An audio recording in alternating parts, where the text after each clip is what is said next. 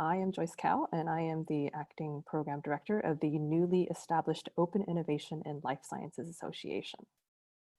I am joined here today by Christina Ambrosi, who is the Acting Operations Director of OILS. And together, we would like to warmly welcome you to the 2020 Open Innovation in Life Sciences Annual Conference. And this year, for the first time, in virtual. So I'm going to turn the session over now to Christina, and she'll say a few words about open innovation in life sciences.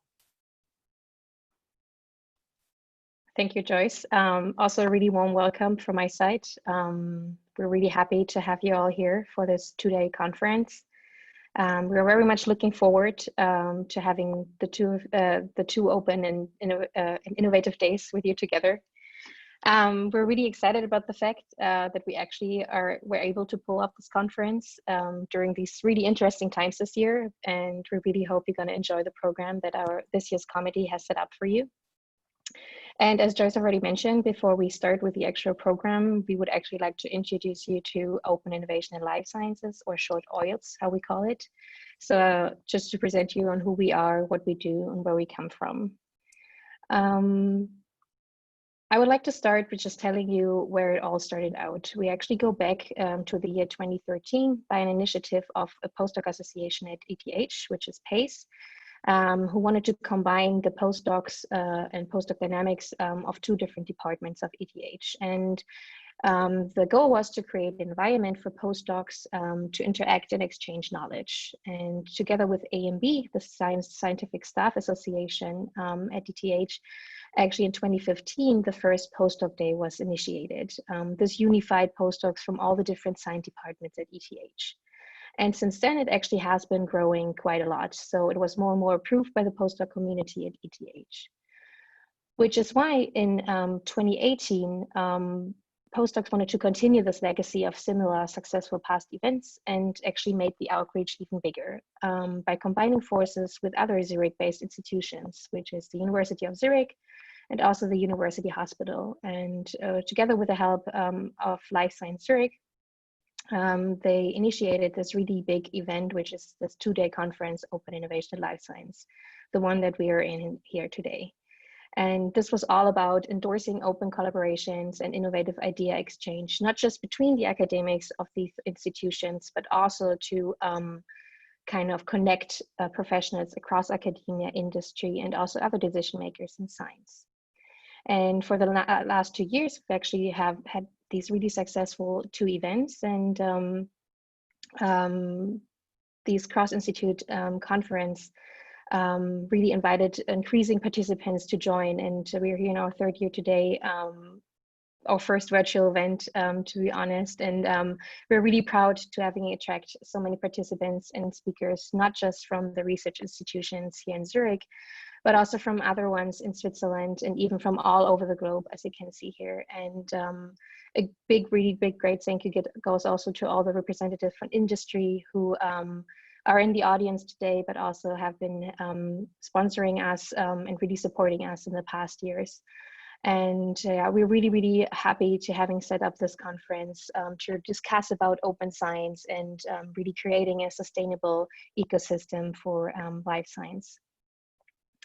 And so we are really, really proud. We're a newly founded association this year, and we're really proud of having come this far.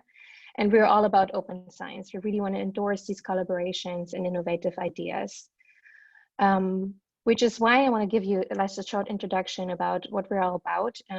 So open science for us is the movement to make scientific research and its dissemination accessible to all levels of an acquiring society, amateur or professional. So in other words, especially now during these times that we're in COVID-19 times, open science is really gaining momentum. So it's all about connecting industry with academia to really accelerate research. And this is why we should do open science. It speeds up research. It's increasing transparency for really better informed decision making. It's really good in terms of research directions and allocating budgets, because it does definitely reduces redundancy in work. And so we really think that open science does accelerate research, but it's also increasing the visibility and outreach of research, especially to the public, and is gaining back trust and excitement about our activities. And this is what OID stands for. We are operated by early career life scientists, and we also represent early career researchers in life sciences. So there's a lot of happening in the open science business. So there are many, many top-down approaches, but most of them focus not on a specific field. And we really think that OILS has to address really field-specific needs of the life scientists. And we are run by ECRs, and we really want to stimulate scientific discussions and collaborations between early career life scientists, where we think these are the PIs of tomorrow, to let them understand what open science really is, and to help them giving the tools to really practice this in their everyday research. And so kind of to realize our efforts within the life science community, we engaged with 3 pillars of activities. The first one is the annual conference that we've been setting up for the last 3 years successfully, and you're all part of this right now. But we also want to engage with a public discussion and workshops, just to stimulate scientific discussions, and also to kind of continue this exchange throughout the year, not just with this one annual event. And for the public discussion and workshops, we are talking to and still also looking for partners to really perform them, and to deep dive into different topics, or to educating you with the tools and practices of open science. So definitely have a look out to our upcoming program for future events. And we're also always happy to get input from you guys how to bring OIDS further. As I've already mentioned, we are operated by early career researchers. I mean, Joyce and I, we're postdocs, and also our planning committee consists out of postdocs and PhD students. And we're really proud of having set up this organization the way it is.